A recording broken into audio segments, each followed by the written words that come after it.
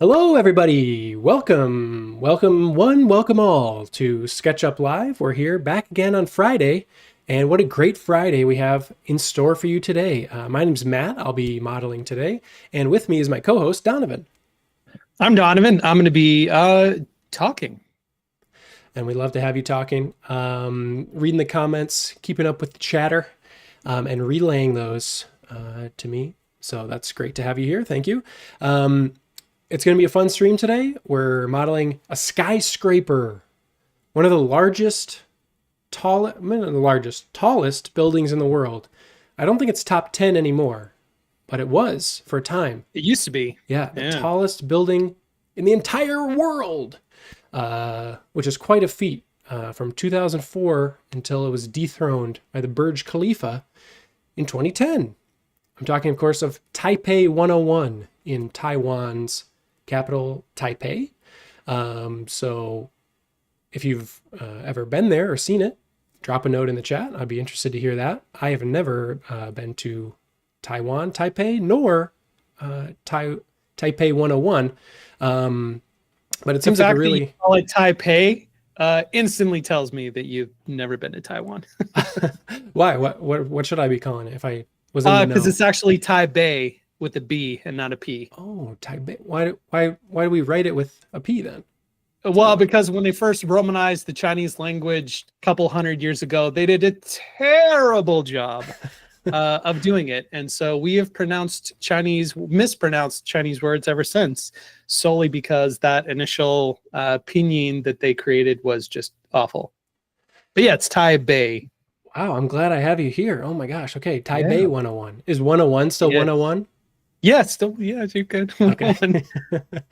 Okay, cool. Yeah, it's if you Google it or look up pictures or just wait to see me model it, it's an interesting looking building for sure. And yeah, one of these mega structures, very tall. So I'm excited to bring it to life here in SketchUp. One note on SketchUp Live is that last week we had some technical issues. Aaron was modeling a picnic table, and so you might expect, because the stream ended early, unfortunately, because of these issues, and you might expect this would be the second part of that. Not true. I'm on the schedule, so I'm doing this Taipei 101 today, but next week, you're welcome. Aaron will be back with the picnic table, and it'll be mostly a layout stream, creating cut lists and plans, assembly instructions. I don't know exactly what he's gonna make, but it'll be resuming the picnic table stream and bringing it home. So if you are looking for that, it will be next week. Or if you're watching this in the future, just go to our our SketchUp Live playlist on YouTube, and you'll be able to find it there. That's pretty much what I have for that. Let's get into the modeling section. Let's see. Okay, so we have a blank model here. I did a little bit of research, not a lot, but I have some information and photos about the building here. So I just have a couple photos for like visual reference. So I guess you didn't have to wait very long to see the picture of the building, but here it is, very as you can see, tall. And has this kind of tiered thing in the middle here, this kind of tall, I guess everything on this is tall. Yeah. But yeah, some interesting pieces here that will model up in 3D, and then I have this other kind of close-up shot for more looking at details and stuff. And then I did have some dimensions that I looked up. I saw Lawrence dropped an image on the forum thread. So thanks for that. And there were some dimensions on there, so I was able to pull together some numbers. So I have that open here, and I'm gonna copy these. I mean, which honestly is a good segue for the forums, forums.sketchup.com. We put out teasers for what we're modeling on lives on Friday. So if you want to talk about these models that are happening before they happen, you can do them on the forums. And if you have any questions whatsoever about SketchUp, there is a width and breadth and depth of SketchUp knowledge and mastery that is just unparalleled. So if you don't know anything, go to forums.sketchup.com. +1. That's where the SketchUp conversation happens, certainly. And there's even a section for like feature requests too. So if there's something you're looking for in future roadmap of SketchUp product development, there's a place to voice your opinion there as well. So a lot of cool stuff going on in the forum, absolutely. So thanks for plugging that, Donovan. I think we can just say bye to Tom for here. He's going to get unscaled real quick. I'm not saying he's short, but this building is very, very tall. So the scale figure won't really assist us too much in this. Yeah, Kegi already dropped in the chat that one fact that I didn't know is that the lifts, elevators, if you're American, go from the 5th floor to the 89th floor in 37 seconds. Yes, they do. It is amazingly scary to ride those elevators. It is an experience. So you know how scary it is because you've ridden on the elevators? Is this true? Yes, I used to live there. I used to live in Taiwan, so I've which is how I know how to pronounce it. But also, like it was an amazing opportunity to go from going up and feeling like I weighed 300 pounds to coming down and being pretty sure that if I jumped, my feet wouldn't touch the ground in all of those 37 seconds. But yeah, I saw this on Wikipedia. It said it almost goes like 40 miles an hour. I'm like, oh my gosh, I can't imagine going that fast upwards and downwards. Ooh, somebody's asking, hey, how did you put that text on the screen? Yeah, so there is a tool. Let's see, what is the tool called? Text tool. So you can use this for leaders. So if you're looking for information on how long a oops, let me turn this off. Turn it off. I don't even know how to use it. Okay, so there we go. Enter. No, maybe you click again. I know how to put text on screen. Okay, double click. Okay, so you can use it to show how like the length of an edge or the area of a face using these leaders. And then also if you click and you're not referencing any geometry, it will create text that just stays on screen. So this text is responsive or like attached to geometry. So as you move around, it kind of moves around in 3D, but still faces you with the information. But the text that you make that's just on the screen will stay there no matter where you go. So I'm just putting this extra information on here to easy reference, and I don't have to switch back and forth to my other notepad document. So yeah, that's how you do that. Nice for little notes, or like you can associate that with tags and scenes too. So if you're reviewing a model with somebody and you only want certain information on certain scenes, you can do that as well. So text tool. Yeah, so okay, first off, all these numbers are in meters. You probably notice they're kind of small for 508 feet tall. No, it's 508 meters tall. So I'm going to change my my model units to decimal meters. I think you just made our international audience very happy. Yay. Yeah, I'm not I don't have the background in like, framing or other kind of building or construction or making stuff. So I'm pretty, units agnostic. Whatever works for what I'm doing, I'm happy to use. And for this one, it's definitely going to be meters. Okay, so hey, speaking of an international audience, we got people in here from sunny and warm Vancouver, Canada, where the cherry blossoms are coming out. We got people from Devon, UK. Let me scrolling. I'm going to mispronounce it. I'm so sorry. Klukbork, Poland. Need to learn how to pronounce that right. Get after Matt for saying Taipei instead of Taipei. I need to learn how to say that. Longmont, Colorado. We got people from Granbury, Czech Republic. We also got people from BC, from up in Canada, from the UK. A lot of our UK audience out there. Yeah. Welcome, everybody. Happy Friday. Yeah, thanks for tuning in. We're happy to have you. Paris, France. Bonjour. Ooh, from the Netherlands. Berg, Germany. Man, talk about international audience. That's amazing. Yeah, that's cool. Thanks for tuning in, folks. Okay, so I made a rectangle about the center. The ground floor is 63.5 meters across here. And then the kind of, let me open these in another window so we can look at what we're looking at here. So that's this bottom part is what I just did. These are all kind of the same repeating structure, so we'll use components for that for sure. And my general goal here is to kind of get the basic structure in and with components, and then go in and add detail as I go and see how much I can get in before the end of the stream. So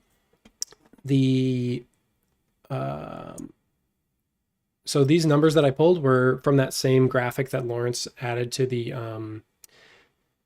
forum thread, which has the floor height of every floor, and they do vary, but a lot of them are the same. But yeah. So, anyways, what I was getting to is that the bottom of these little sections is 46.5.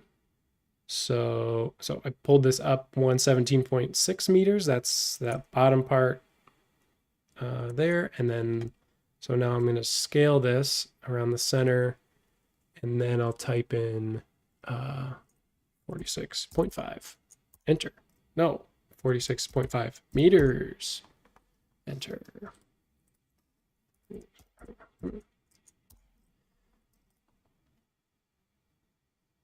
Okay.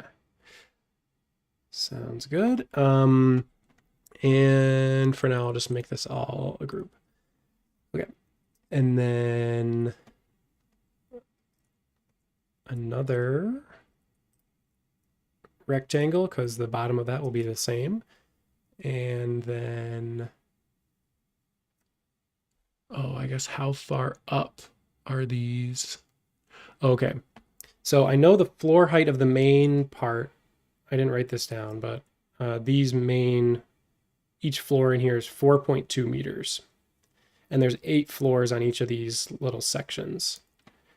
So 4.2 times 8 is 33.6. So I'll just pull it straight up. And then across it goes 51.5. So much concrete and steel. Oh yeah, I was looking for like architectural drawings of this building for before the stream, and there's some, but there's so many engineering schematics and like charts and models and stuff, because the engineering of this building is just absolutely wild. Yeah. So there's a video that Guido posted on the forum that you can check out after the stream if you're interested in more of the engineering that went into it, because it's it's crazy. Okay, and this again is... Peter says the building looks like a collection of cupcakes on a plinth.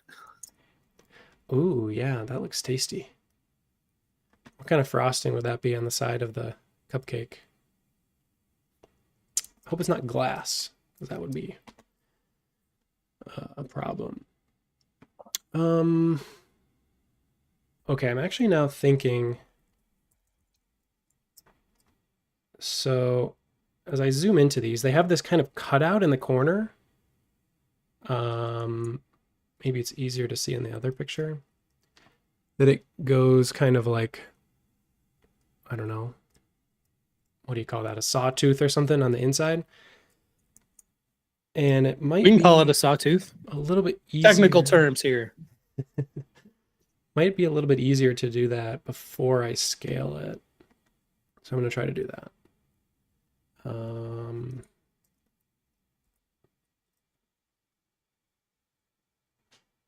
Yeah. And I don't know, around about how big those are. 5 meters. 5, 5. Okay. And then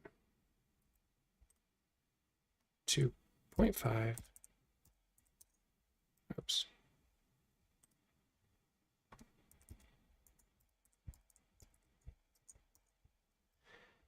Okay. Someone on LinkedIn said, "Is this a recording?" No, this is not a recording. This is live. However, immediately after we end these lives every Friday, they turn into a video that you can watch on our YouTube channel.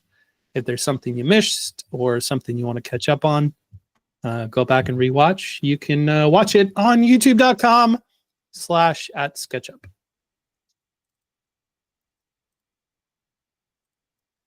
Absolutely can. Yep, but we're live and in person right now. Staying alive. Okay. 51.5. Probably gonna do that a lot. Yeah. Not 51. It's nice when things are, uniform and whatnot, because just patterns. Just patterns. Yeah. Okay, maybe I'll start to make this into a component now. So let's see.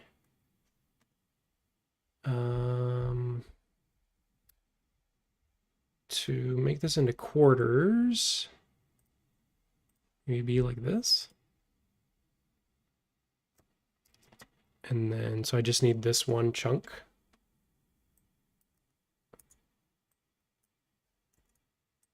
This might not be the cleanest way to do this, but see what we can do here. And same kind of little corner thing over here. Here to here. And here. Here. Oops.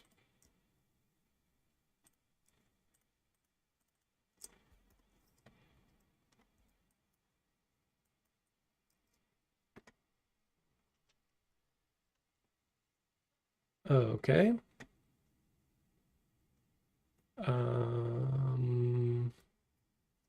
Feeling pretty good. I don't know. Yeah. I guess I could cut this thing again, couldn't I? Because they're maybe not this little feature here, but the rest of it is symmetrical. Let's give it a shot. Here, down to the center point. And alley-oop. CJ says, on the diagonal, bold move. Oh yeah. Oh, we're all about boldness here. How bold are you feeling? Because now would be a good time to save. Oh, Just saying. Yeah, that's a good call. Save. Deep up. Should I name it Taipei or no? It's still spelled Tai. No, it's all right. It's all right. All right, thanks for the save reminder. Okay, I think all the stuff in there can be empty. We don't need it. So make component. So I've heard that these pieces are inspired by the pagoda structures that were common in the history, architectural history of this area. So I'm going to call it pagoda.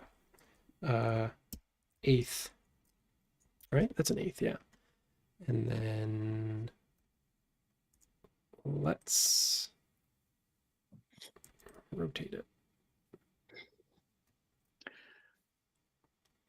Oh no, sorry, not this one yet. We're gonna flip this with a copy. So I'm using the flip tool and then hitting Option on a Mac. That's a different modifier key on Windows to make a copy of that. And then I'll take these and then rotate those around the center. 90 degrees, 3x. All right. And I'll go into this and hide some of these edges that are on the connected sides here, so it looks like it's all one piece. And then I'll select all this. Maybe I It should. almost looks Art Deco inspired, what you got right now. Yeah. Yeah, it does. So we're going for a whole new structure here. Okay, actually I'm going to undo, and then I'm going to make this into a quarter first.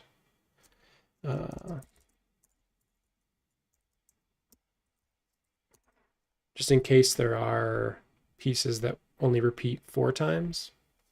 And then I'll make a copy of this. And then make this whole thing a component.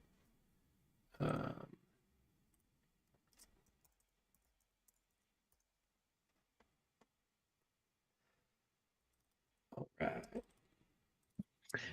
Yeah, Sajit in on LinkedIn said the building with the seismic stabilizing ball at the top. Yeah, Taiwan gets massive earthquakes constantly, and so all of the structures there have to keep earthquakes in mind whenever they're building, designing, and engineering those, just because they have to withstand a lot. It's an island on a fault line, and it's they get a lot of earthquakes. Yeah, they got I saw online that I think it's the only tuned mass damper. So that big ball is called a tuned mass damper, which is like a counterweight on the top of the building. My 3D mouse sensitivity is set to like real world. So it takes a long time to zoom out. Like I'm in a actual drone flying away from it. But anyways, it's exposed, which in most buildings it's not. You can't just go up to the whatever 90th floor and see this big thing. But if you look up pictures of it, the tuned mass damper in the Taipei 101, it's pretty sweet. And it also has a mascot, which I found out, which I feel like more architectural elements, engineering elements, should have mascots, you know? Just bring some fun into it.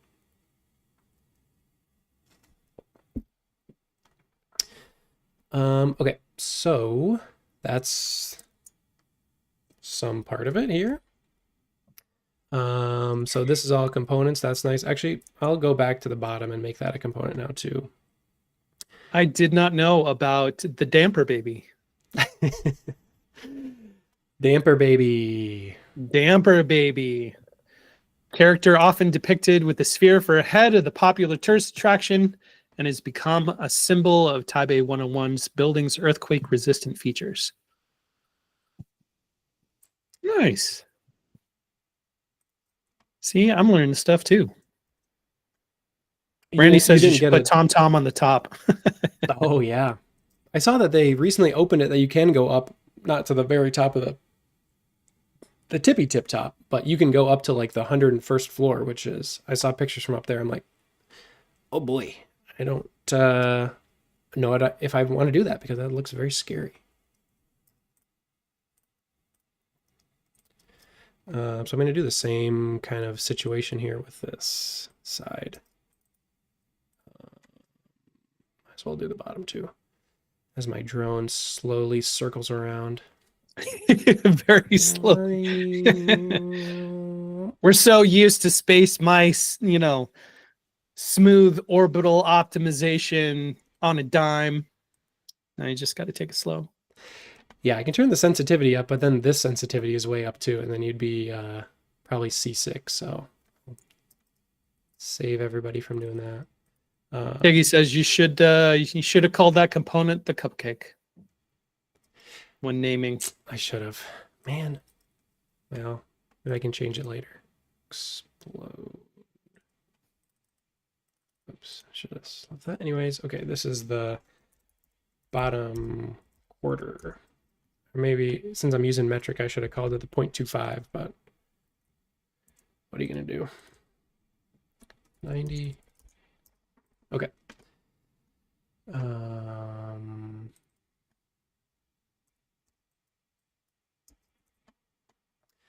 Okay. Zoom out with the drone. We're going up, up, up and away. This might be different because I know Aaron uses the preset on his 3D mouse that's object instead of, I have drone on mine. Let me pull that up real quick.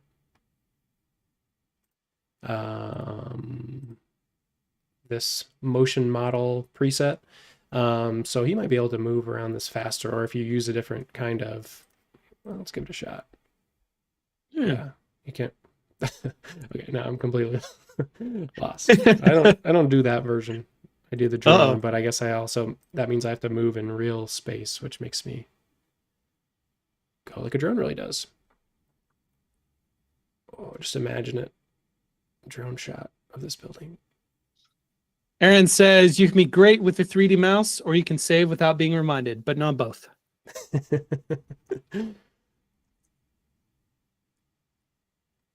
Okay, so now we have this top section.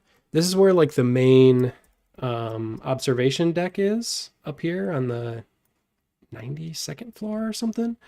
I think this floor on the top here is the 90th, and then the 92nd, this little kind of bowl thing that you see here is the main observation deck. And then the 101st floor one is way up here. But that's neither here nor there. It looks like there's kind of this little, yeah, like I said, bowl kind of circular thing that comes up, and then this central piece comes out of that. So I will get a circle and go to the middle here. Maybe here. It looks like it kind of layers out just a little bit. Mm-hmm. Man, looking at all these pictures gives me such nostalgia. When's the last time you were in Taipei? It's been a few years.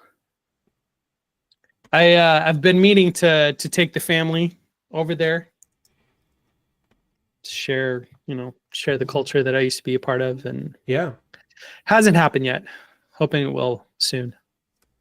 it sounds like a fun trip, but maybe a challenging trip because of the time zones with kids. I feel like it's tough. It's just a long travel. Yeah, it's 20. I think it was like 27 hours. 14 of it was just flying over the ocean.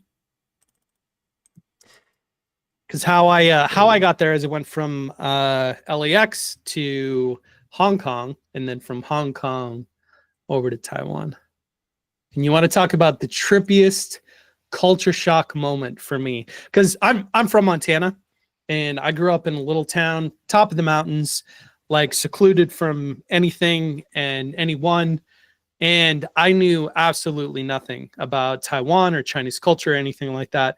And so when we were flying into Hong Kong, it was very cloudy and very overcast and whatnot. And so we were coming in through the clouds, and the clouds started to break a little bit into the harbor. And I saw like some of the Chinese junk ships. If you know what a junk ship is. Saw these Chinese junk ships, and I was like, whoa, that's so cool. I recognize those. And then we finally broke through the clouds right before we landed in Hong Kong, and I saw skyscrapers and cars and like buildings, and I'm like, this isn't Crouching Tiger, Hidden Dragon. Are we in the wrong country? What is happening? Because that is literally the only thing that I knew about that part of the world and about their culture was Crouching Tiger, Hidden Dragon. Right. So it was so trippy, like landing in this huge metropolis that looked like what I was used to. Then I got off the plane, and the culture shock hit even more when I couldn't read anything, and I was like, oh boy. Yeah, that's cool. Definitely seems like a valuable experience. I've never been to Southeast Asia before, so I would definitely like to go. Yeah, it's amazing. I lived there for a little over 2 years. So. Yeah, it sounds like a meaningful experience and lasting memories. So it's cool. Okay, so this comes up just like I'm just like eyeballing this a little bit, and it looks like it's kind of flared out a little bit. Randy says, "Did you go on the trains?" Yes, train was my favorite mode of transportation. It's actually still my favorite mode of transportation. Their trains were amazing, amazing.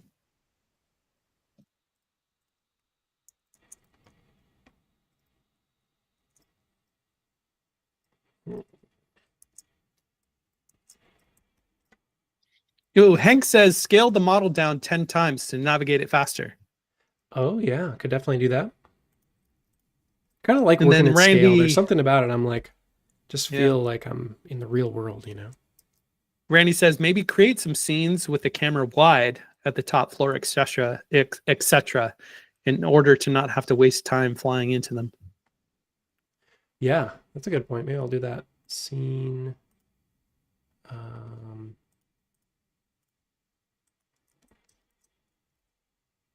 Top. And I'll also turn off my scene transitions. Good call. Okay, so there's this little cut in here. I'm replicating the same kind of thing that I did before, where I rotate this around and then push it in a little bit to scale that top and get that little flare out part. Without having to um, without having to words escape me. Try Stuff to with work with things. off axis. Maybe I should have just made that 1.5. 1.5 and this one too.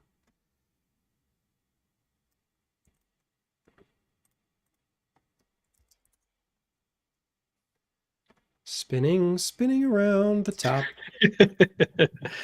Studio RT Cool says went to Hong Kong and mainland China in 1984. Have not been back since. It's probably changed a lot.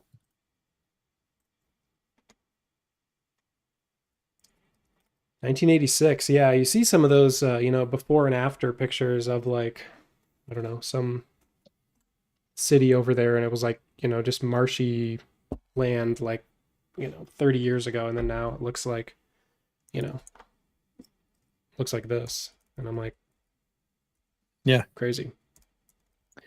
Randy says those articulating cars are joined together so that you can see the entire length of all the cars from the inside. They are huge. Yes, one of the things that it's fun is to like be at one end or the other of the train, and then to go around a corner, like to go around a corner or something, so that you're not straight and you can see like every section of the train move in front of you, and you're just waiting for this, your turn to turn left or turn right. It's kind of amazing. Yeah, that's cool.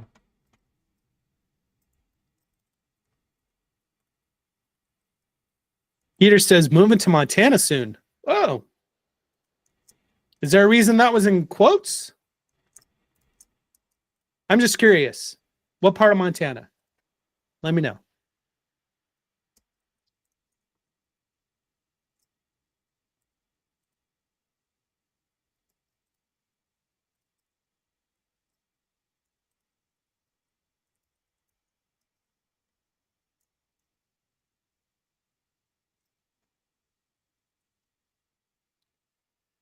So I'm just kind of eyeballing these pieces just to get something in here. Oops, center. And let's say 10 meters square.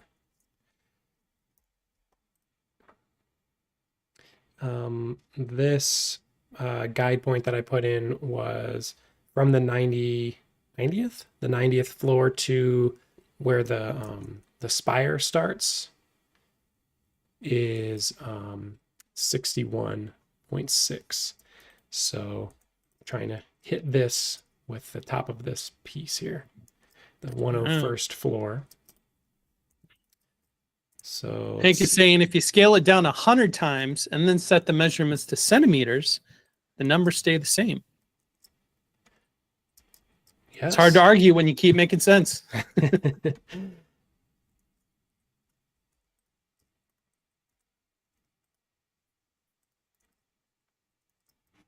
Doesn't go out that far, does it? It's more like that.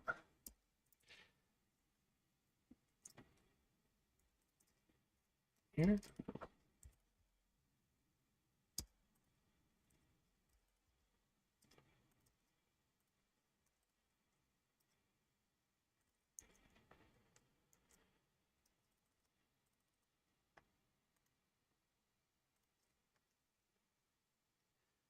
Okie dokie. And then let's see. The ultimate top height of this is 508 meters, according to my numbers that I have here. So let's see. At least with the handy dandy scroll wheel mouse, I'm not slowed down by the movements, so I can. Kegi says there's not a lot of. Oh, he just deleted his message. Never mind. Not a lot of grouping going on. Yeah, I hope it doesn't come back to bite you later, Matt. I don't think there's any loose geometry aside from this guide point at this point, but yeah, I mean the main repeating stuff I feel like I was pretty diligent about making components out of. So this is kind of, maybe I'll come back and make components out of these later. We shall see. Hey, the future is ours to decide. Okay. So same kind of deal here, going from the center, and I'm getting this little thing. I don't know, bottom of the spire, I guess you could call it. Yeah.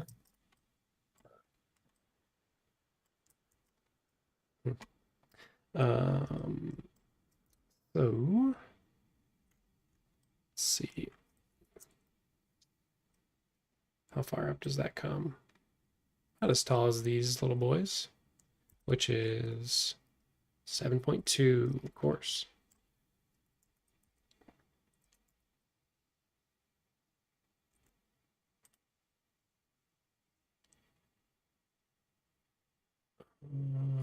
Okay.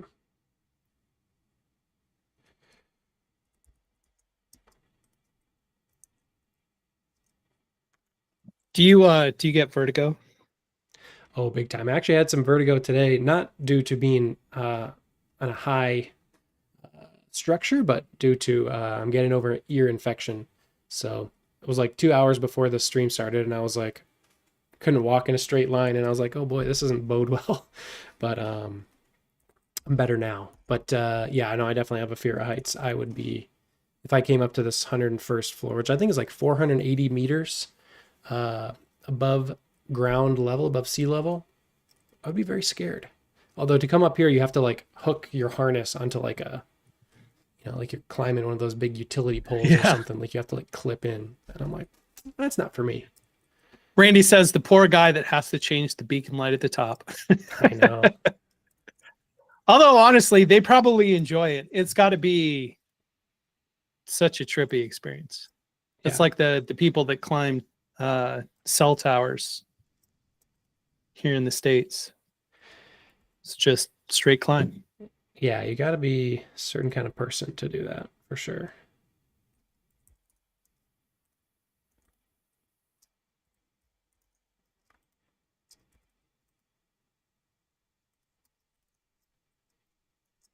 And there's this kind of half circle thing. Okay. So just make a Doug says most of those guys are just daredevils. Absolutely. Tempted fate. As somebody that used to rock climb a lot when I was younger, I see the appeal. I do. Not on a windy day though. The wind is constant over there just because, sea breeze and everything like that. Because there's a mountain range that runs down the middle of the island. And so you get all the wind coming from either side of the island and the wind coming down from the mountains. And so it's always windy. And I can only imagine what the wind gusts up there must be like. Yeah, that now sounds extra scary. So I'm gonna stay away. I'm gonna choose to not go up.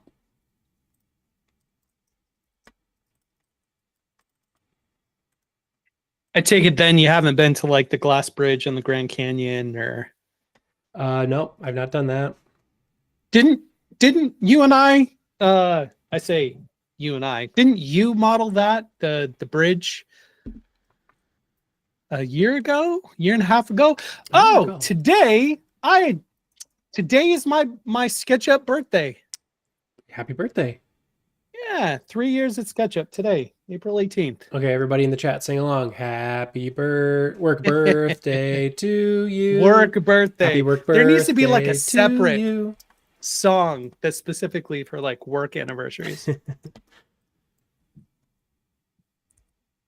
And then there's looks like these little, maybe I'm just getting into the details too much here. Maybe I'll come back and do this kind of stuff later. And then is my point still here? Oh, did my guide point disappear? Aw. Okay. Aw.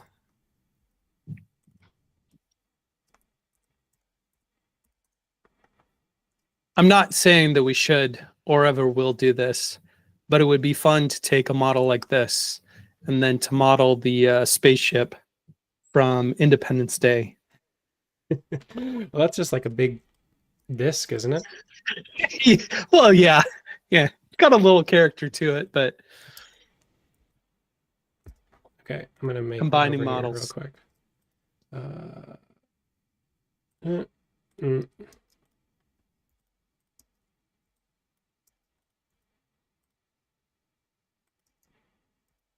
Iggy says the glass horseshoe on the west rim of the canyon is amazing. I've done it 3 times now. That's cool.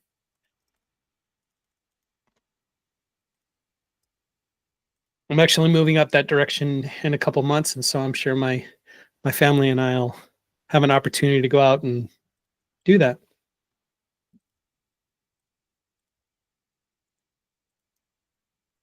Ooh, Stodio RT, cool with the historical fact. Today is also the 250th anniversary of Paul Revere's ride.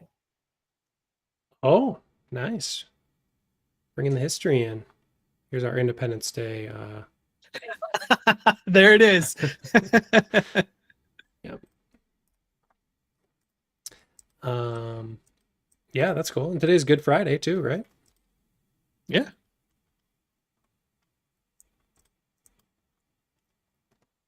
Okay. Yes. Let's get this final thing in, then we can talk details. And 40 minutes. You did all of that in 40 minutes. That's amazing. Hey, it's pretty basic shapes, especially this was just like plopped in here with no real dimensions or anything of this sort, but do what we can. Let's say, what is it? 4 meters? And these go by.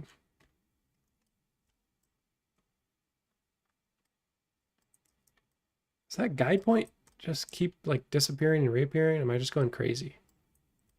Something's happening. Something's happening.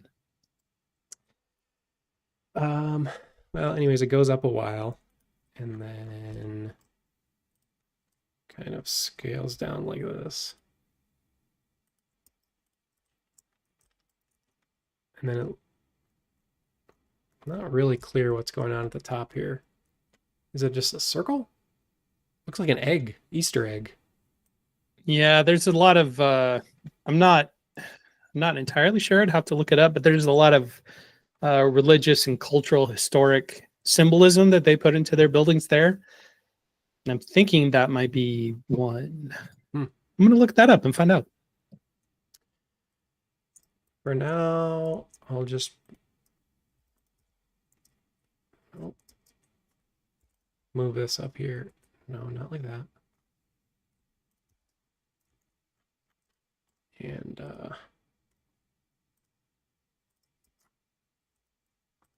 Randy says, draw a line out from the guide point in order to see it easier. smart. Only thing is I totally lost it. Okay. So we're going back again and we're going to do it a third time. Okay. Up 508. And let's go up there. So I overshot it. I did. Here it is.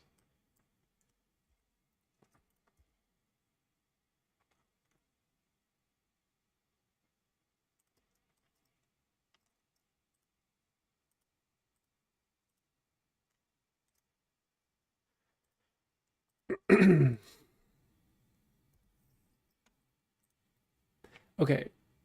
I just temporarily hid that so I can see it. And then that's centered on there, right? Yeah, okay. I'll go back to using this for smoother motions. This needs to be a group. Okay, so we have the main pieces.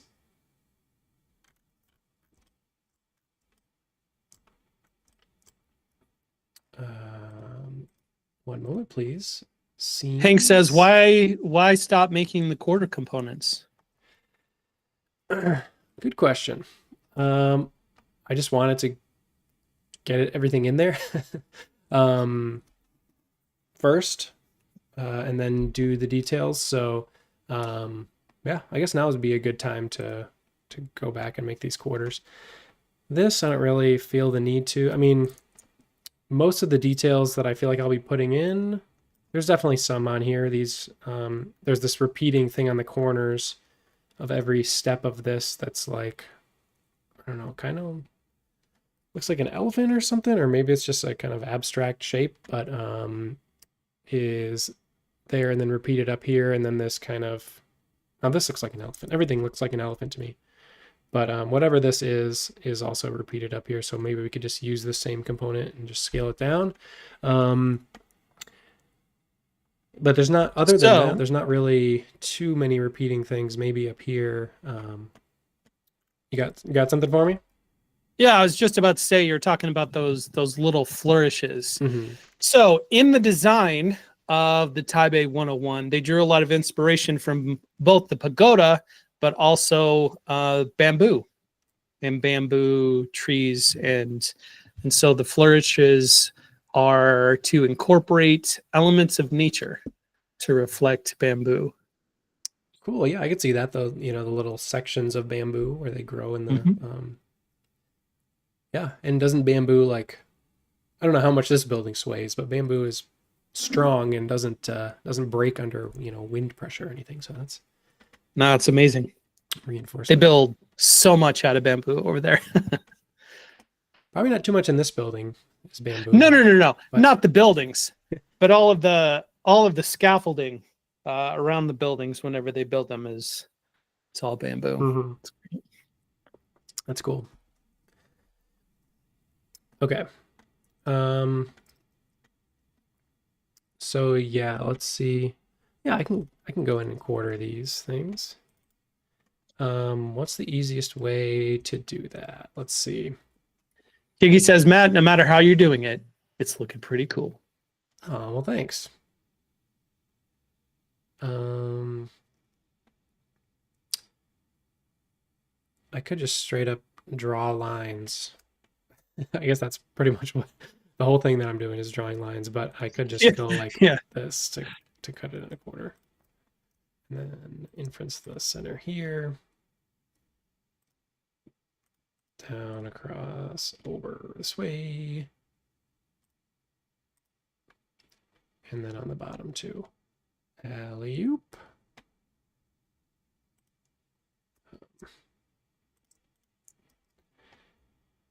Okay.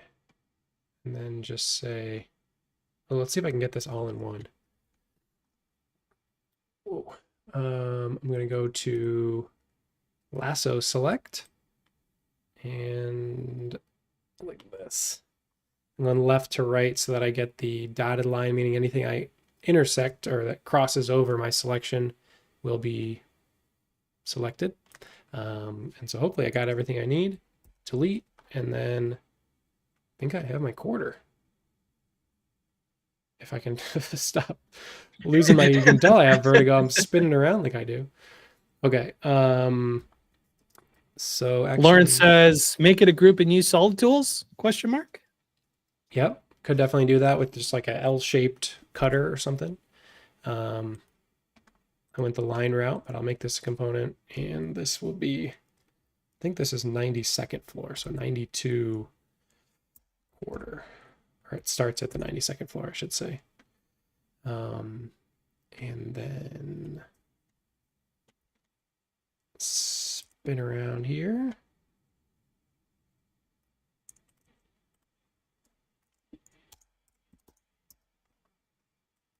And hide these edges. This one and that one. Gotcha. Forgotcha. Here, here, here. Okay. Cool. So that will make that Cool. Easier. This part. This is, so I was contemplating putting this in as a watermark. I guess I could just have this in the SketchUp model, but I feel like I'm zooming into it so much that a watermark wouldn't really do me too much good. So yeah, I suppose I could do this as a quarter too. I mean,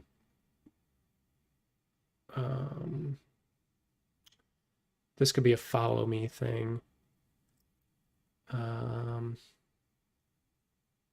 Yeah, maybe I'll wait on this piece and see how we go. So maybe I'll just start adding the details in.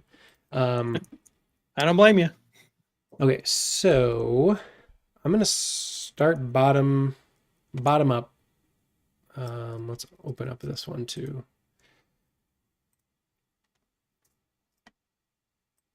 Okay, so I'll add in the materials and stuff later.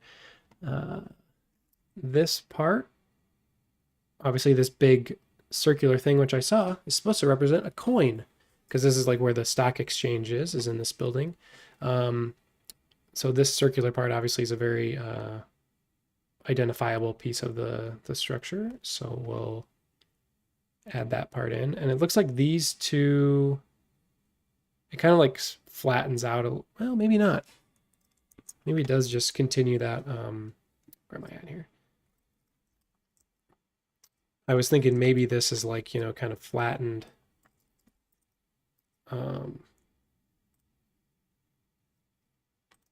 Like this kind of situation. Not that I'm going to do this, but you know what I mean? It doesn't really look like it. It looks like it continues that same angle and then angles out again. So forget this. And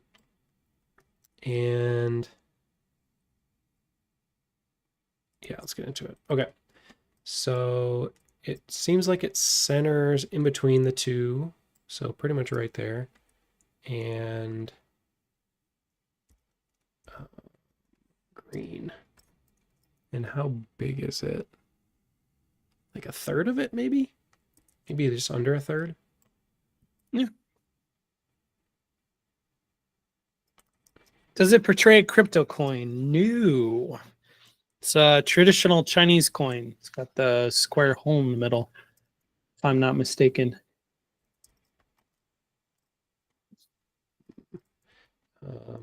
I'm actually going to do this out of context because it's intersecting with that geometry. Is that what that is? Is a hole? The this yeah. thing in the middle is supposed to represent a hole. Cool. I didn't know that.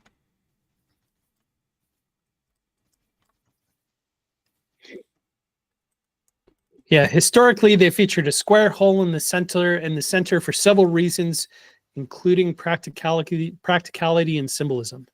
The hole allowed for coins to be strung together, facilitating easier handling and storage, especially when carrying large amounts. Additionally, the square hole is part of a symbolic representation of the round shape of heaven and the square shape of earth. Cool. Yeah. That's learning all kinds of stuff you didn't think you would on this stream today. Yeah. I actually have a couple of old Chinese coins. It's always fun to pull out my stuff from Taiwan and show my kids because they're fascinated. I don't blame them. It is fascinating, and they do love the coins. Mm-hmm. So are those coins that they still use today? No. Okay. No. I guess nobody really uses like physical money anyways, so Yeah. like even if they did, who cares? Because you're not using it. Okay. So here it comes out. No, it doesn't come out further than that.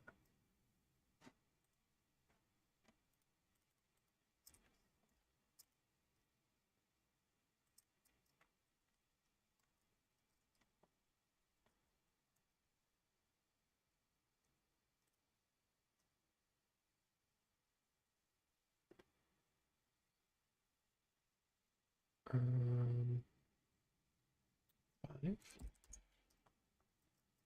It doesn't really look like it's pushed out or anything. It's more just like, well, that's not going to work for us, is it? Feature. Yeah. Ooh, just have somebody join from Istanbul. Wow. Welcome in. Welcome. Yeah. I mean, pretty much, right? Actually, I'm going to change my style so that this profiles is set to 1. I wonder if folks in the chat can chime in on this, because I was thinking about this type of video, and I wonder if anybody would like this. Different kinds of styles. Like if I set my profiles to 3, like that takes SketchUp longer time to render stuff on screen versus if it's set to 1 or 2. And there's different style settings in here that have different impacts on model, performance, or like how fast SketchUp can render your models. Is that something that you'd be interested to see, kind of like a readout of how much impact on rendering time each style setting would add? Because I was kind of playing around the other day, kind of looking at what impacts performance on models that comes just from styles. And some of the stuff I was like, oh, this is surprising. I wouldn't have thought this. So if that's something that you would like to watch on a YouTube video, let me know and I can pursue making it. Okay, the coins in place. I suppose I should add these little, I feel like that's a kind of a identifiable piece of this bottom, is these white lines going up. The rest, I think I would just put a texture on to like make it look like the windows. And I guess there is also there are these little, what you call flourishes as well, which we could maybe look at. But maybe I'll just put in these guys. 1, 2, 3, 4. No.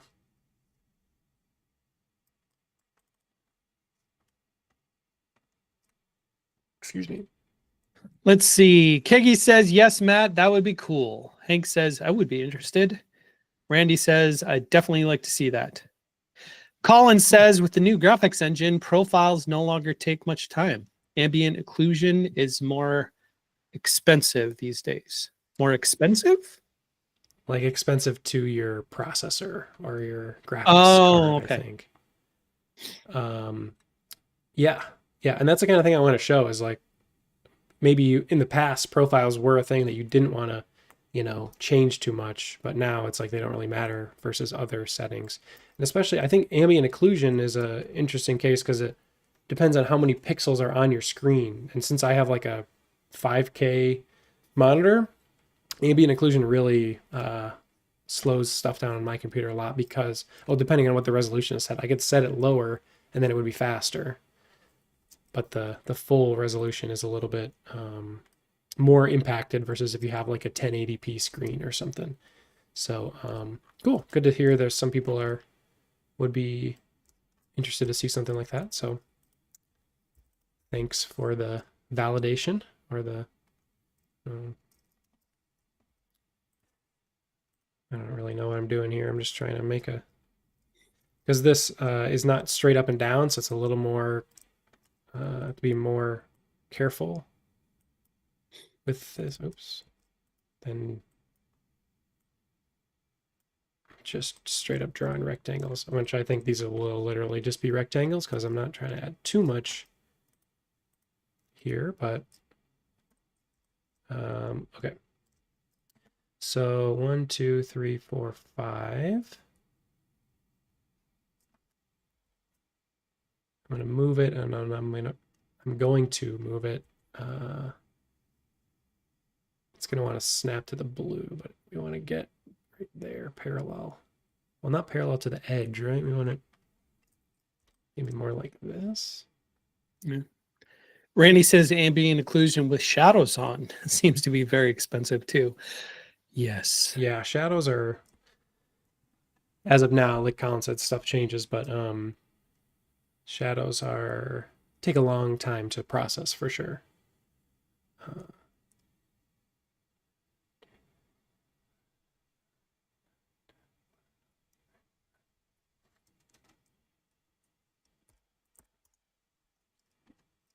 Okay, and then 6, 3, 4, 5, 6.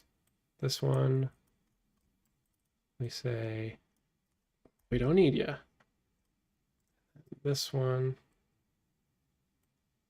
right?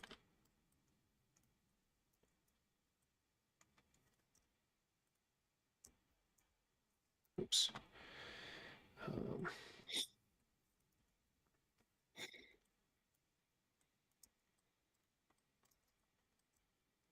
Not exactly right, but what are you gonna do? It kind of looks like it.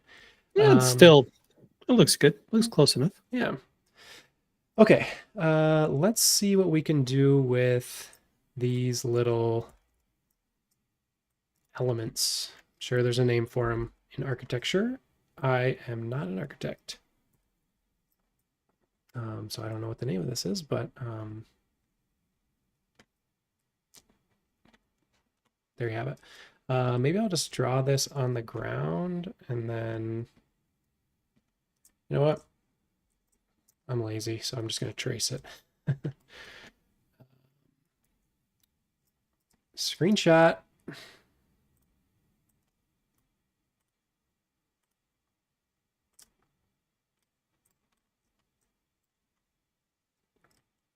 And the perspective is a little different than this, so it's not exactly right, but I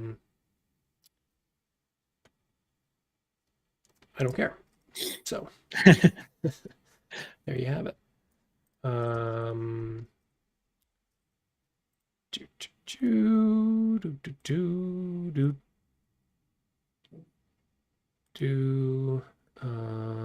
It's amazing how much information you can garner for such a pixelated, piece. Yeah. Especially when you don't care about how accurate it is. You're just like, oh, well, I mean, you care in so much that you're trying to be, true to the form of the building. Yeah, trying to be respectful. Peggy says, "Is that Batman in a red suit on the top of the element?" Watchful protector, a dark knight. It does look like it, doesn't it? Yeah. 我是 Batman，我会保护你。 I trust you. Yeah. Okay, so this, and then these are kind of, we can come back and address those in a sec. So it kind of comes Let's weld. Again, I'm not really worried about scale here. I'll do the scale later. Oh, I should make this a component. Right? Or no, if it's a quarter, then I only need half of it because it'll be repeating.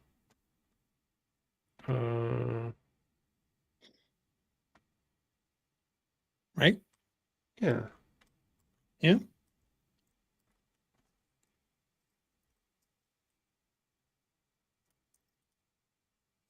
You seem contemplative. Yeah, I mean, there's so many different ways to do stuff, right? I'm like, well, should I? Um,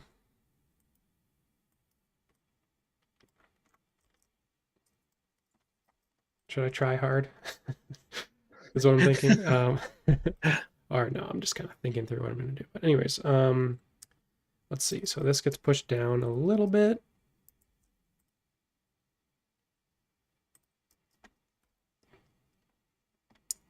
Except for here.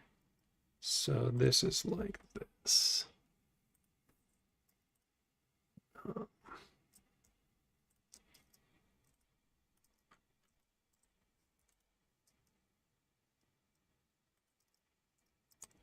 And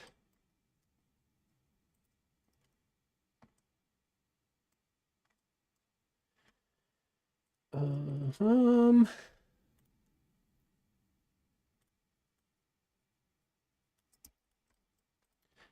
okay, so what am I doing here? What am I doing? Who knows? This is like a little bit past that and goes here. And it looks like it kind of follows down too.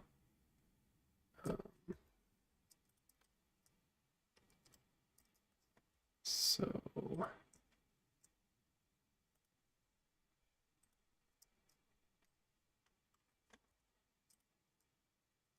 oops. It should have been at the same level as this.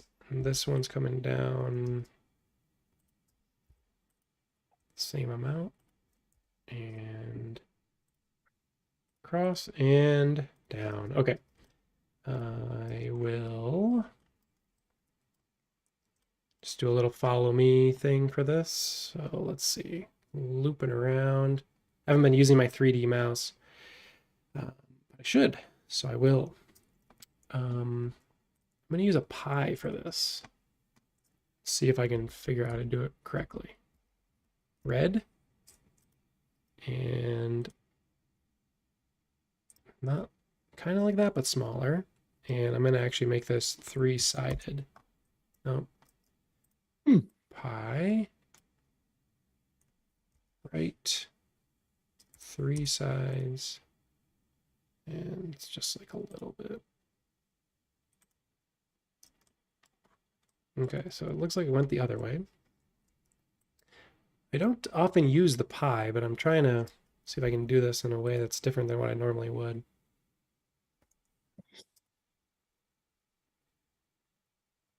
Gotta break out of your comfort zones, right? Yeah. Trying to basically do like a half circle but low poly. So maybe I'll just try it with the regular arc and then just fill it in.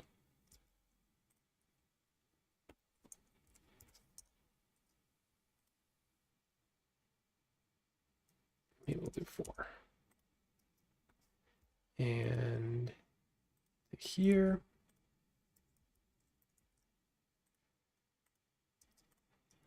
Okay. All right. Selecting the path, and then I'll choose follow me, and then select this. And it is inside out. So all 3 of these will reverse the face. No. Reverse, reverse. Reverse, reverse. And path. Follow me. Gets kind of caught up in there, but not really my problem. It's working fine enough for this little detail here. Oops. Why does that not want to be? Oh, is it not perpendicular? Wait, yeah, it is.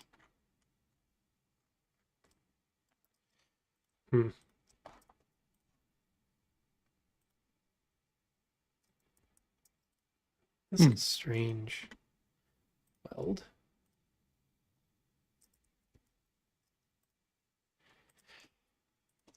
Okay, final one here.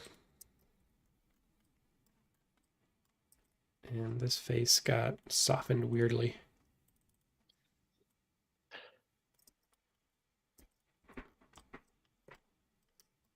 And then actually, these pieces we wanted to be soft. Okay. Looks pretty much like that, right? Somewhat. Yeah. Make a component. I'm just going to call this the Batman detail. It's a good name for it.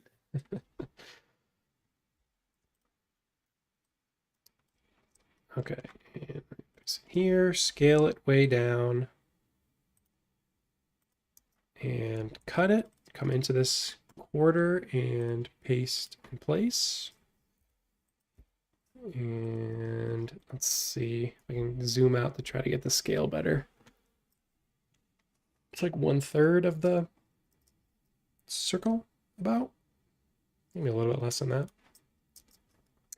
I'm going to rotate it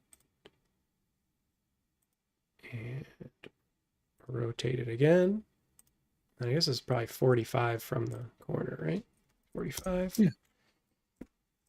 And also, we'll see how that looks.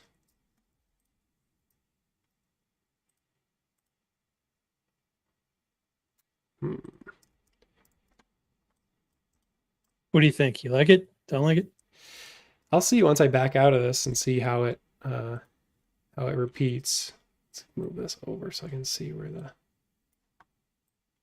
it kind of fits on here.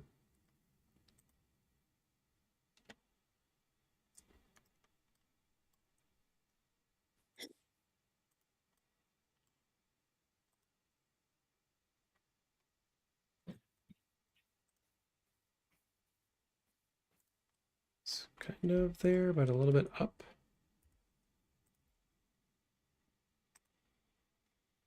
And then out towards here. That's not right.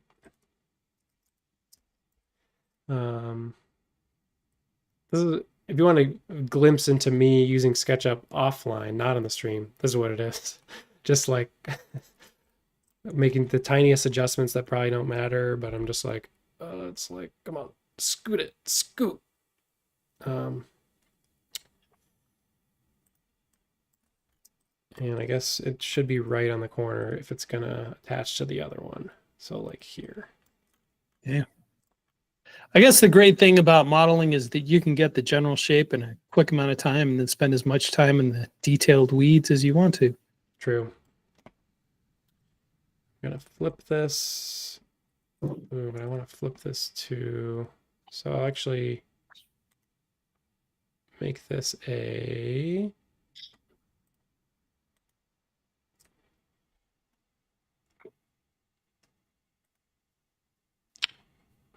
let's see.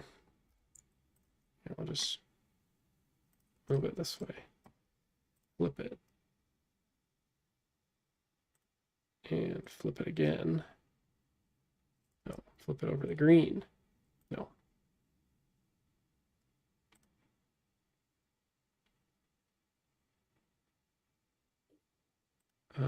Oh, the blue was wrong.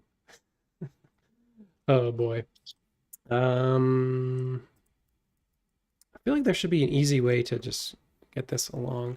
I think I need to reset the axis probably of the component. So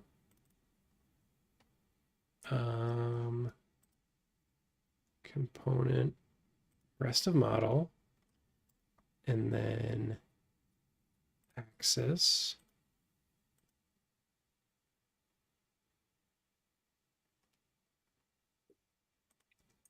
And then now if I flip it, will it work? We're gonna try. We're gonna try. Moment of truth, right? Aha, okay. And then we just need to get in here and hide these edges. Okay. That looks all right. Yeah.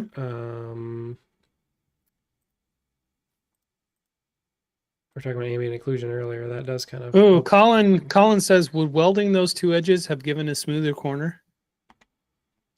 on which piece? Mm. Oh, like instead of this right here is probably what he's talking about. Probably. Right.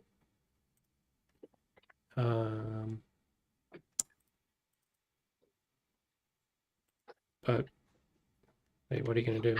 I do think that I could move this out just a little bit, so it kind of.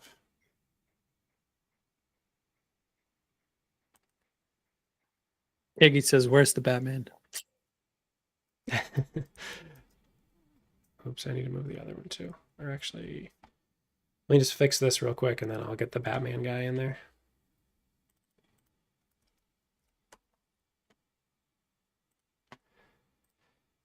Flip.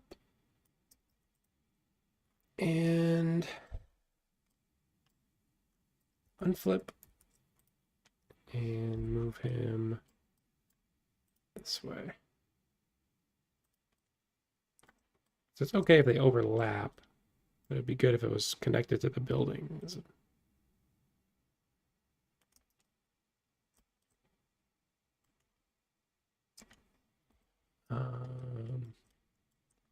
Losing myself over here. This way. Getting lost in the weeds. Ooh, Ahmad says you should use Matman instead. Yeah, that's what my father-in-law calls me Matman. I don't know if it's sarcastic or he really thinks I'm a hero, but let's try that and see. Like I said, I'm not really worried about too much overlap. Flip.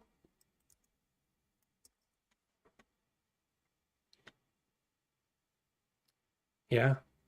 Okay. We're going in. Oh, actually the overlap does matter because these hidden, nope, this one need to be moved this way.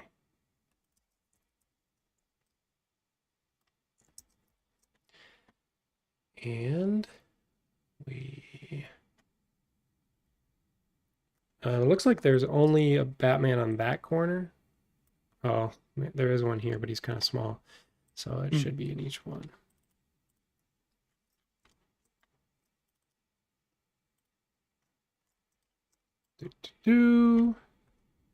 Very important to do this. How tall is a person? 2 meters? Batman's probably 2 meters tall, right? Yeah. You would think, right? That's really tall. He's a mini Batman. Based on the size here. No, let's do a life-size Batman. 0.52. And then we'll just rotate this here.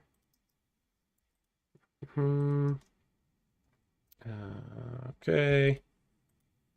He's really got to be in place here. And I'm going to use the freehand tool for this. It's hard to do a cape with the regular line tool. I'll add in the bat ears in a moment. The things we spend time on. It's amazing. Is this a good use of time? Who knows? Who can say? Oh yeah. It's such a crucial feature, right? I mean, according to our comment section, it's a crucial feature. Yeah, this is like a killer app of the. I said he was. I guess he's a purple Batman, right? So he's purple. Why do I keep turning back edges on? Okay. Here's our man. Oh, I need to add our. Um,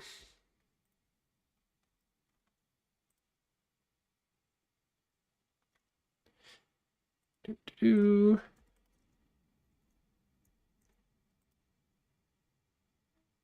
doo. Okay, this is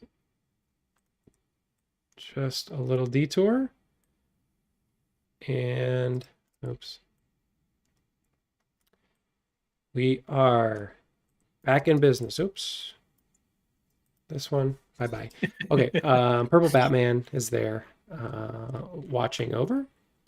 So that's always good to know that you have somebody have your back, or your back face, as you can see here.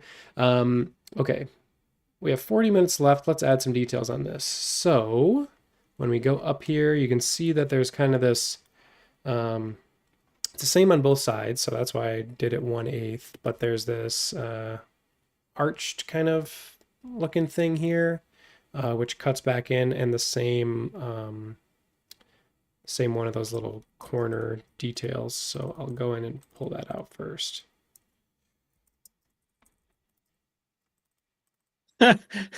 Aaron says, Taipei Patman. Great.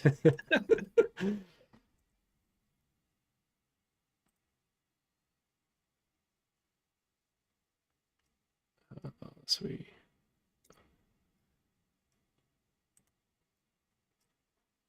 Higgy says that has to be the best live stream feature ever added. Well, I'm glad you think so.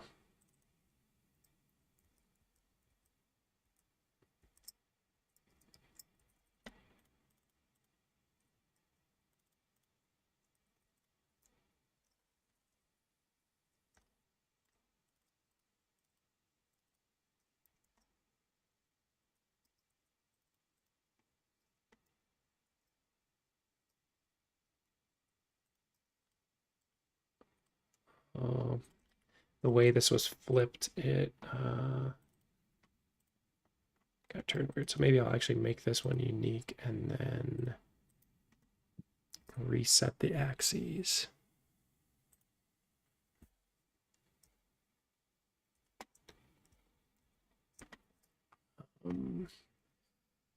Axes.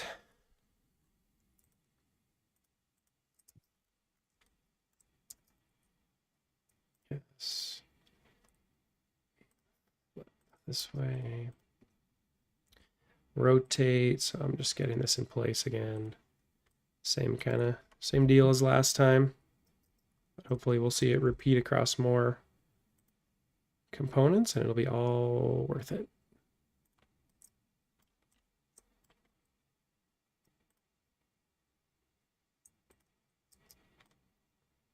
Hank says, make Batman always face the camera. Yes. Let me get to it. Okay. Randy says, are we getting into the weeds? Yeah, we're getting into the weeds.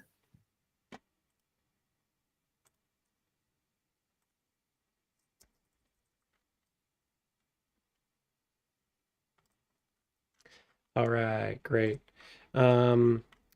So yeah, that's mostly fine. We get into one of these little pagoda sections to add this little lip thing. Like that's this along with this. This looks like an elephant to me. Is this?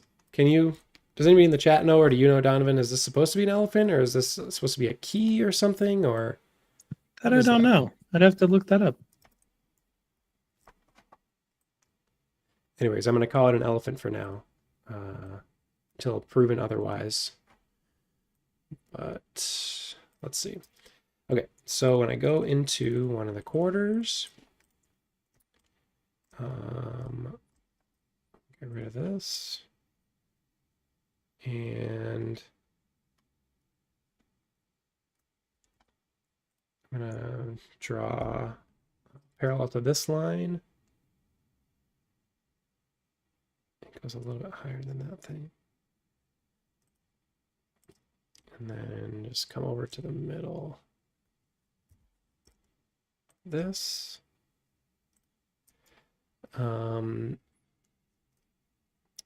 And say,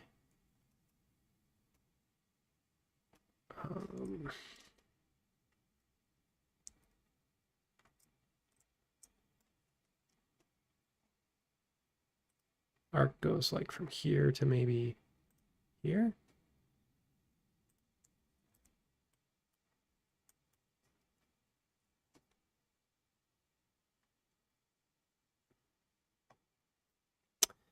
This, oops, still an erase, gets offset down. There's like a little kind of overhang looking thing there.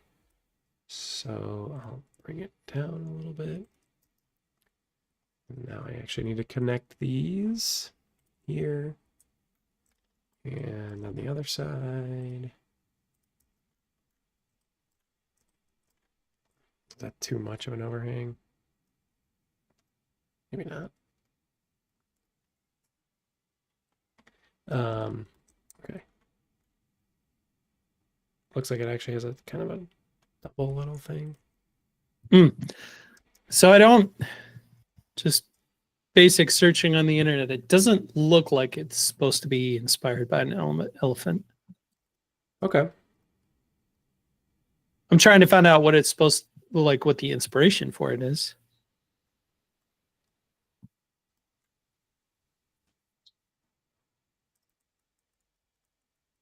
I drew this at the wrong scale.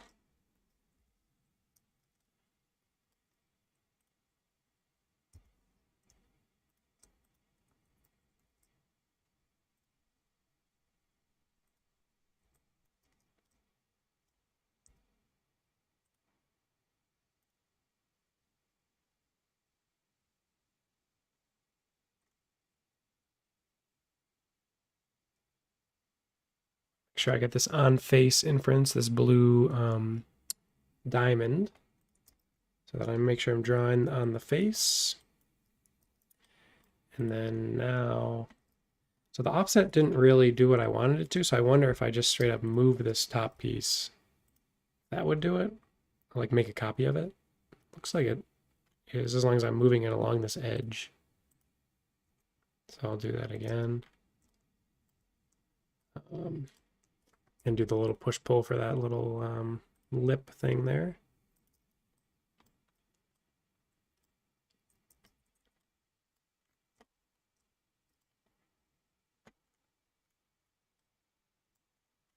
Just going to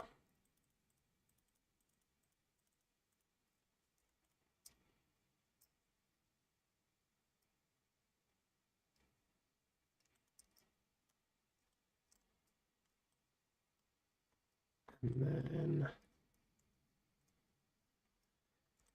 so since these all like angle up, this is a little bit off axis. And so I'm going to just push this up and try to cover it up. Oh, because that's okay.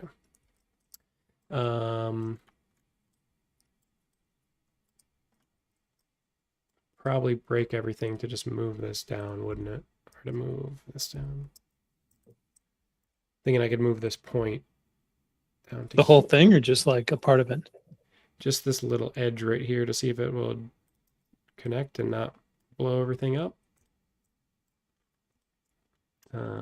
Looks like it auto folded that piece, but at least it's connected. This one needs to be closed up. Oops. Okay.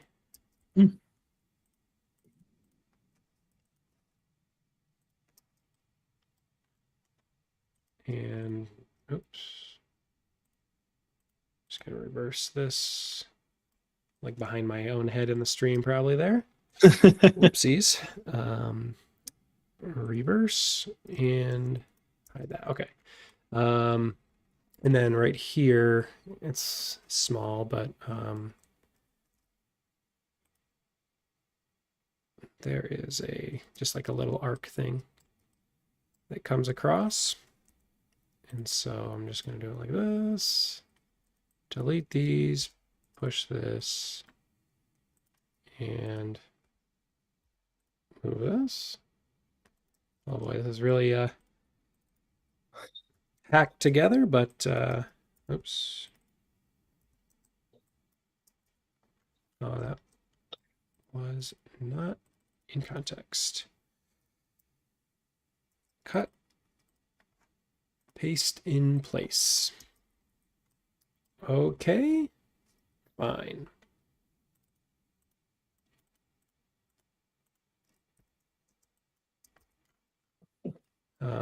This we're going to hide as well, and this one, and this one.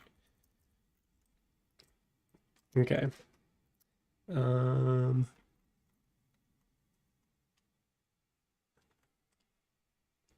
The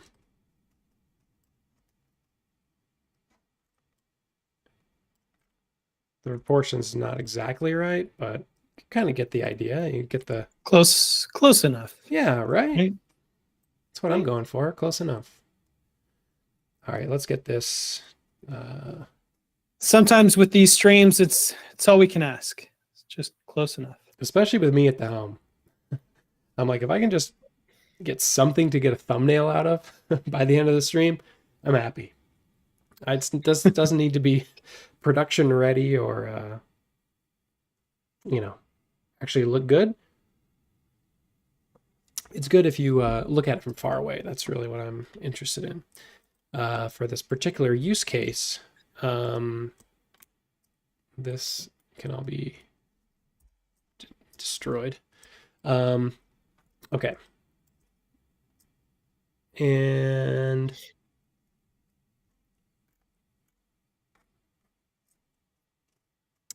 yeah, maybe I'll do. So normally I try to edit this in place, but because it's like this, excuse me, the wall is not vertical, it just makes things a little more complicated. So I think I'm just going to draw this on the ground, and then, oh, I just realized these things are kind of sticking off more than they should be. Okay, I'm just going to fix this real quick by sliding it back along.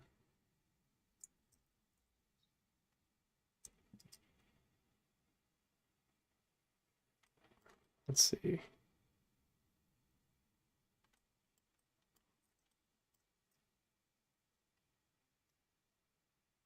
Here, this actually needs to be rotated a little bit out.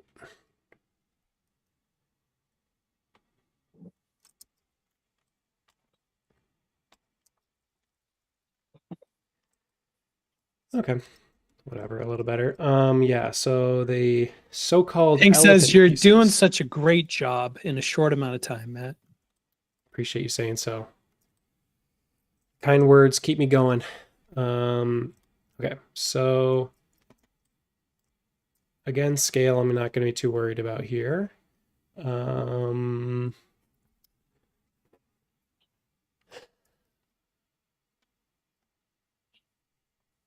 Let's see.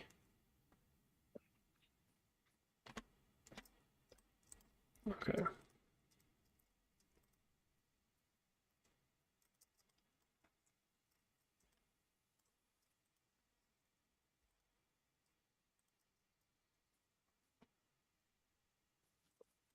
Ooh, Transom says save.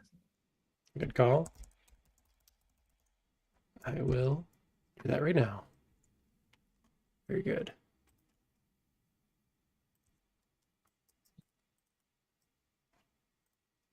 Keggy says, hey, Matt, if you go back and look at your first stream and look at how much you progressed each time, that you should feel very proud of yourself. Not that your first stream was bad, but you've definitely improved. Yeah. Oh, I will definitely agree on that. My first stream was not the best, but yeah, trying to get a little better every time, right? Okay, so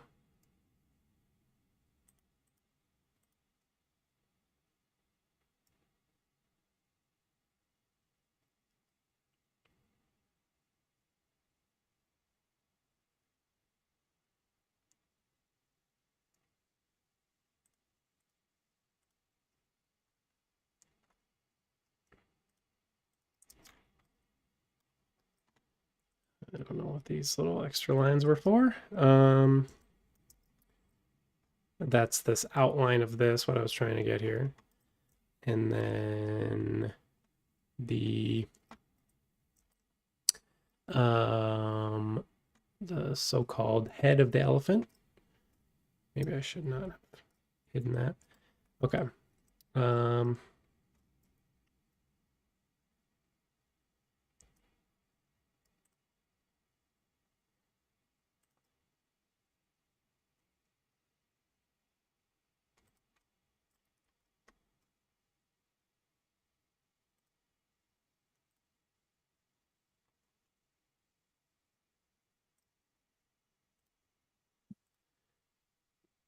Yeah, I couldn't find any information on what that's supposed to look like.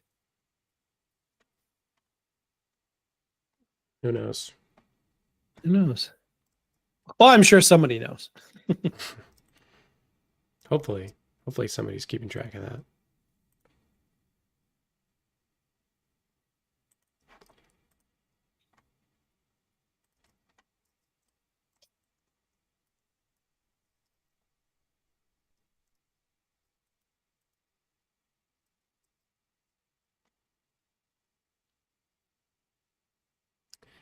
Okay. Oh, wait a minute. I think I found it.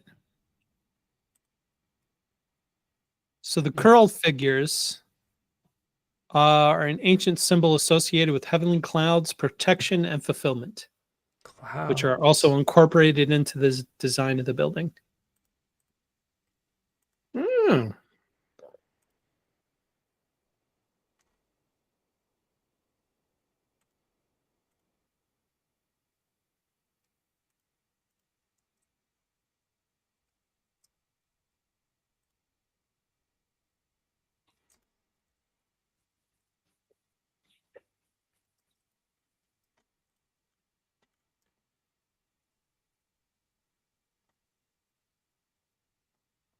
Um,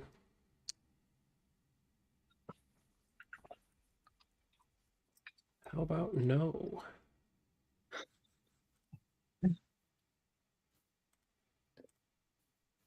Yeah, they do look like clouds. I see it now. See it now. Now that you say that, Yeah. I see the clouds.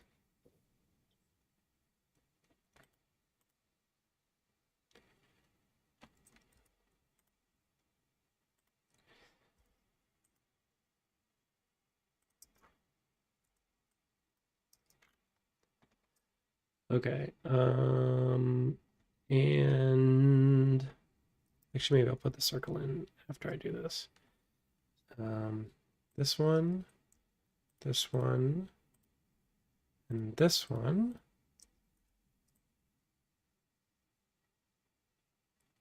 Oh, my. I'll say 0.1. And then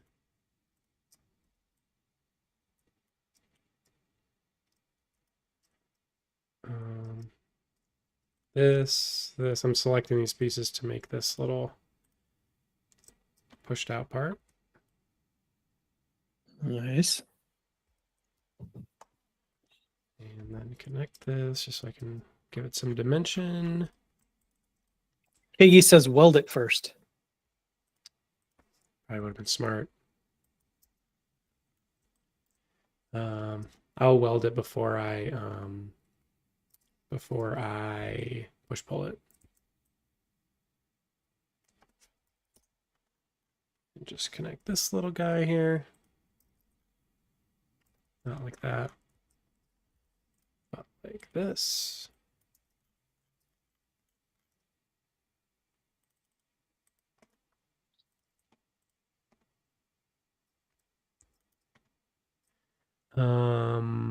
Intersect.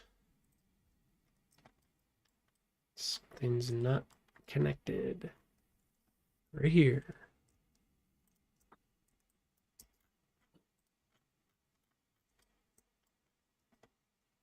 And then this actually is offset too.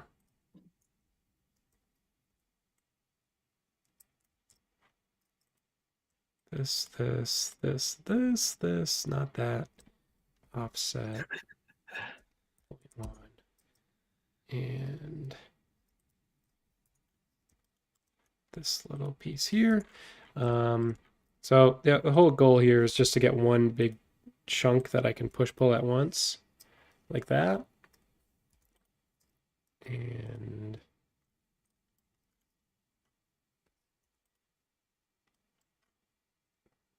yes, like that. Okay. And this piece comes up too. There are those little curls too, aren't there?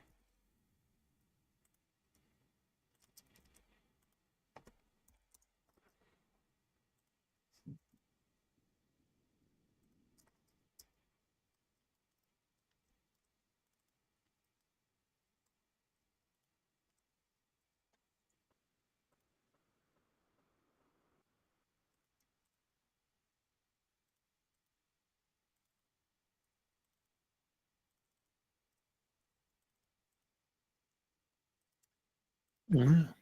Looks good. Okay. Oops. This is messy, but there's 20 minutes left. So, what are you going to do? You're right on both accounts. So now I'm going to go in just to get this little bottom part. Here's one thing that I always struggle with is proportion. You know, it's tough, turns out, to get proportions on stuff right, I always find. But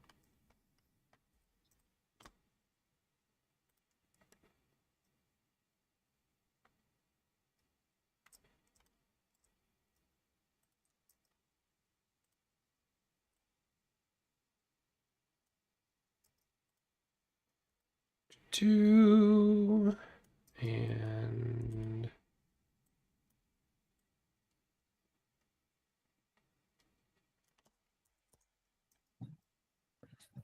Transom says, Kiggy is right, Matt. Your speed and accuracy has improved a lot.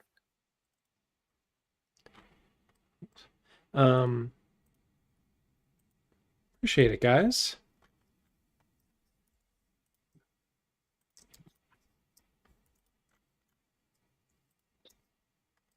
Although I don't know if I'd look to this stream for accuracy, but there's not many streams that I would for mine, so.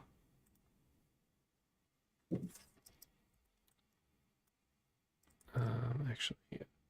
This to be like here.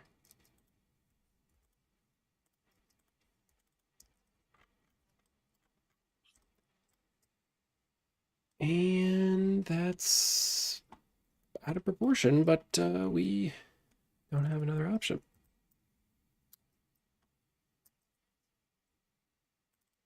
And I'm going to go parallel projection just so I can get this from the side.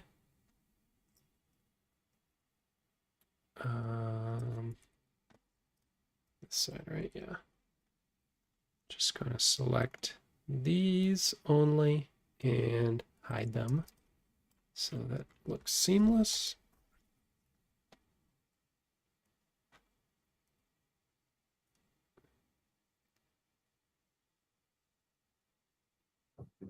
Yeah. Well,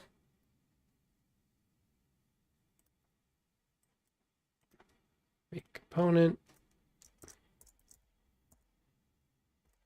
or what did you call this again? A swirl or a Yeah. twirl? Swirl? Cloud. Cloud. I was close with swirl. I wasn't.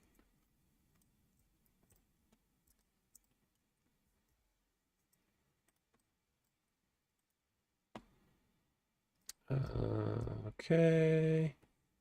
Trying to get this around the right area before I put it in the component.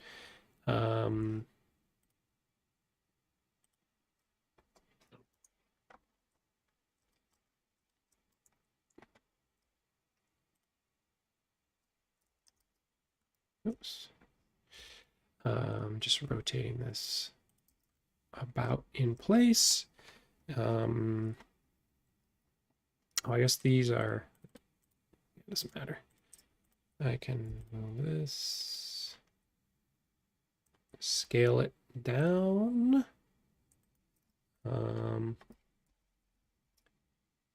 is about as tall as those guys are.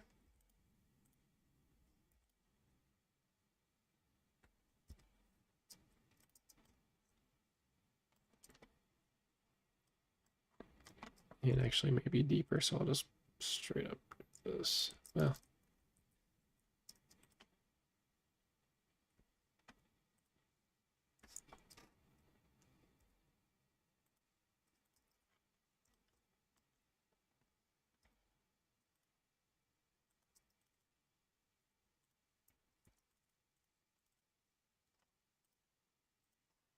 Yeah, looks good. That looks good. Look at that.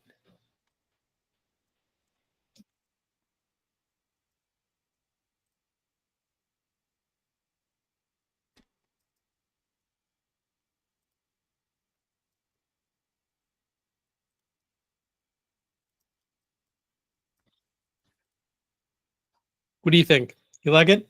I mean, like I said, the proportions are off, but Yeah. hopefully when I'm far enough away, I'm like, should I just turn off edges so it doesn't look so weird? Styles, edges, profiles maybe turn off?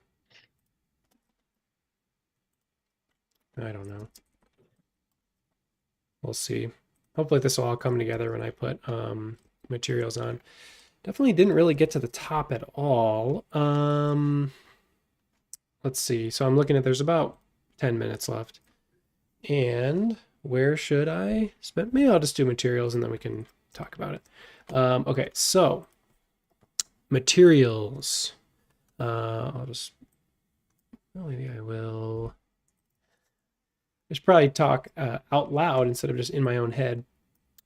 So I'm gonna do the where you change a material's color based on a photo. So I could, try to take a screenshot of one of these or get a image with a little more straight on view of the one of the sides and project it on, or if I had more time, I could individually go in and model windows.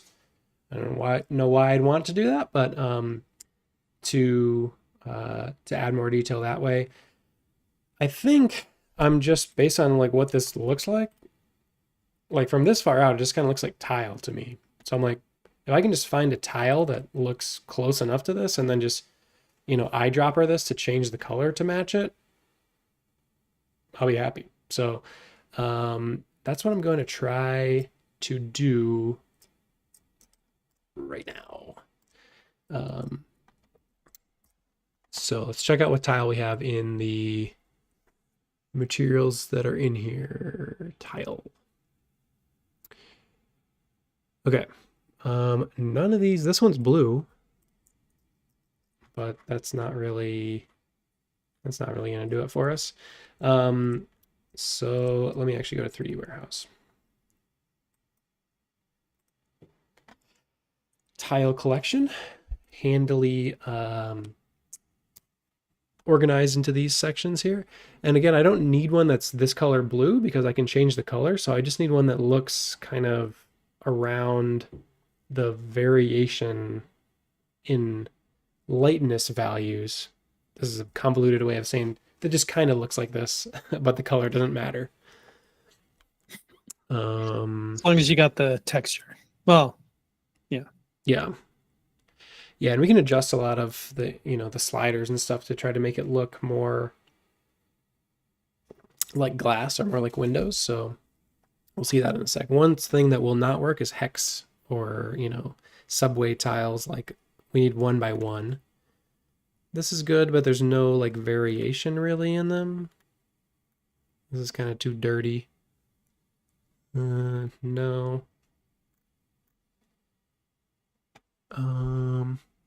This one looks like it could work out okay.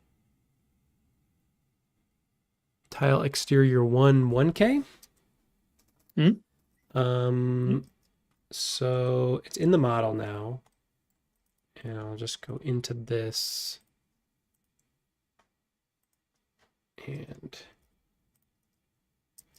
okay, so the scale is off. So I'm just going to select the face only and texture position and make it larger. Let's see, is there a... Studio RT Cool says AI generated texture? Question mark. Yeah, could do. I'll see how this works out, and then if I need to change it, I'll take a look at that. So edit this and eyedropper, something kind of turquoisey. That's probably too turquoisey. Something more greenish, it looks like, actually.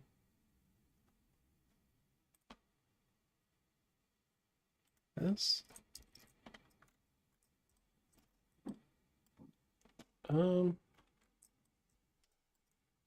Kinda, right? Kinda, yeah. A bit. Let's turn on an environment here real quick and see how it reacts to it.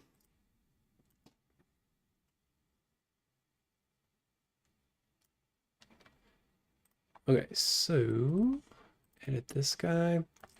So I will have metalness on, not all the way up, but a little bit. And roughness can go down pretty far. Like if it was a mirror, metalness will be all the way up, roughness will be all the way down. So it's definitely got some mirroring to it, but not a lot, and it's definitely pretty shiny. Normal, a little bit. Ambient occlusion for us is not really going to make too much of a difference, I don't think. More in like the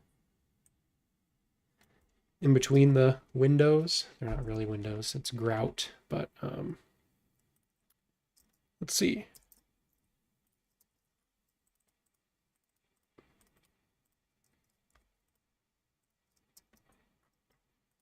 It's the same.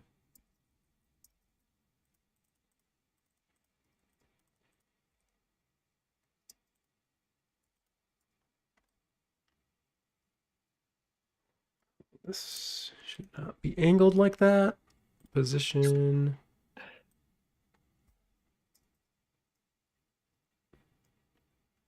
Straight up and down.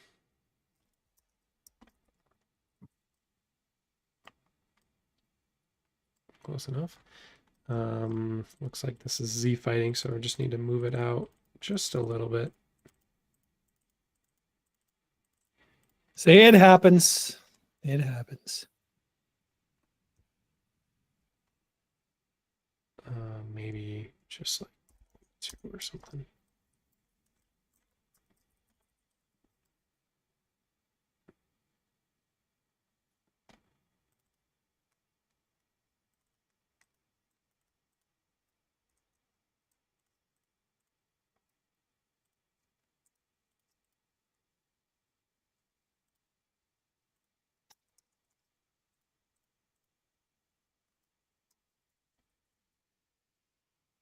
Okay.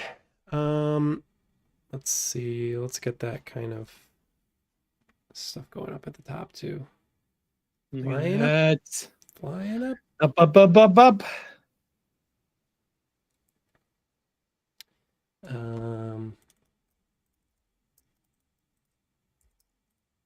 Oops, this one.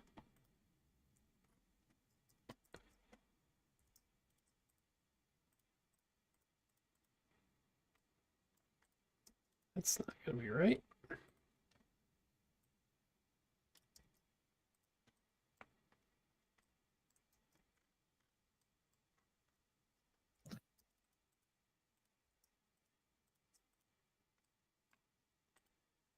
Okay, guess this will be far enough away that we don't really need to see every single face here, but Oh yeah. Yeah, that's looking good. Such a little thing to put texture on something to completely change how the model looks. yeah, agreed. Um, Man, look at that. You do good work, Matt. You do good work. Thanks. Guess the top is fine as it is. All right, yeah, we got 5 minutes left. I'm feeling pretty good about that. Let's change the environment back on again.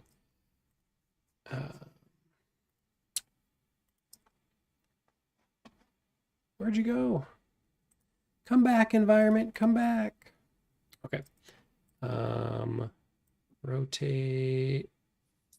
Oh, is photoreal materials not on? I'd always check that one. And let's see, try to match it with our little picture here. I feel like maybe that, well, I'm just gonna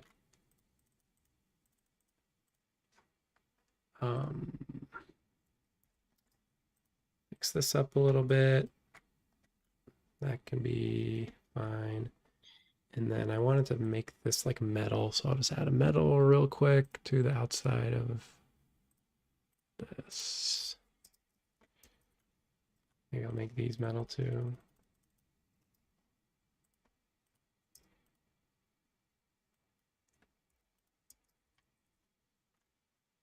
And sure, why not? All this stuff.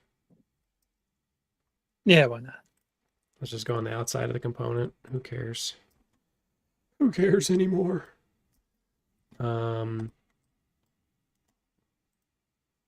Oops, I should have reset my scene. Not doing it.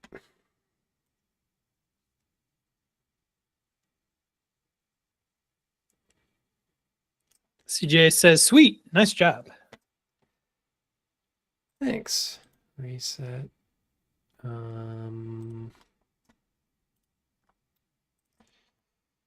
Yeah, is it like exactly what I wanted? It's like a little dark in here. Maybe I'll change to turn edges off. These things obviously are very like bright. And then in this they're just like white. So maybe I'll try to plop a little metal on there too and just hope that it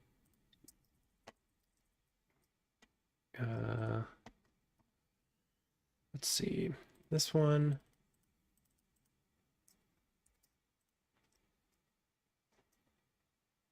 I might be able to mess with it in environment settings too. Exposure. Yeah, anyways, I'm just getting into the weeds here. I'll get one final shot here and then we can talk about it. Okay, here. I'll try to get one from like eye level because this is a tall boy. And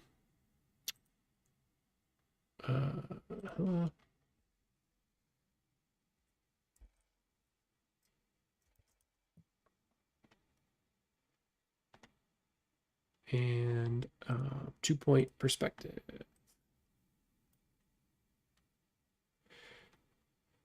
Okay, that's a big boy. Let's put him off to the side over here next to our friend, and then we can talk about it.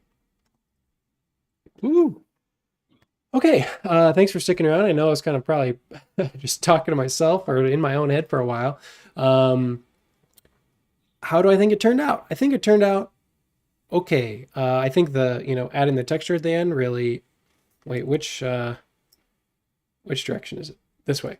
Adding the texture at the end really made it look a lot more like the building. If I had more time, I would have made stuff a little more in proportion, probably, and more, make these little swirl cloud things stand out and not look like they're dark. Um, Oh, somebody's at the door. it was fun to add the Batman guy in there.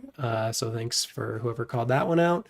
Um, yeah, oh no, I mean, I think this is a really cool building. It's cool, obviously, that Donovan was in there in the series of elevators that brings you up to the top. So that's pretty cool to have. I do have to say, it is an experience that if you ever have the chance to ride a fast elevator, do it. Any elevator. I agree with that. Not just this one, any fast one. But yeah, no, that's I was happy to have you here to double check all the Taipei references, and your experience. Sharing your experience here was very valuable. So appreciate that for sure. Again, next week we have Aaron coming back with the picnic table, and he is bringing the layout. So we're going 3D to 2D. Yeah. He's going to be laying out the pieces. He's going to be having a cut list, kind of an assembly instructions. So don't miss that stream. Same time, same place, next Friday, SketchUp Live Day.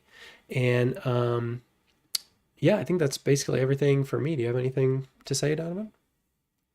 Just thank you, everybody. It's always fun hanging out with people. It amazes me the worldwide reach that we have just sitting down and modeling the things that we do. It's great hanging out with everybody. It really is. I enjoy it, and I can't wait for the epic conclusion of the picnic table trilogy, as it is right now, that we'll get to enjoy next week. So we'll see everybody there. Yeah, totally. Thanks everybody for watching, and have a great weekend. See ya.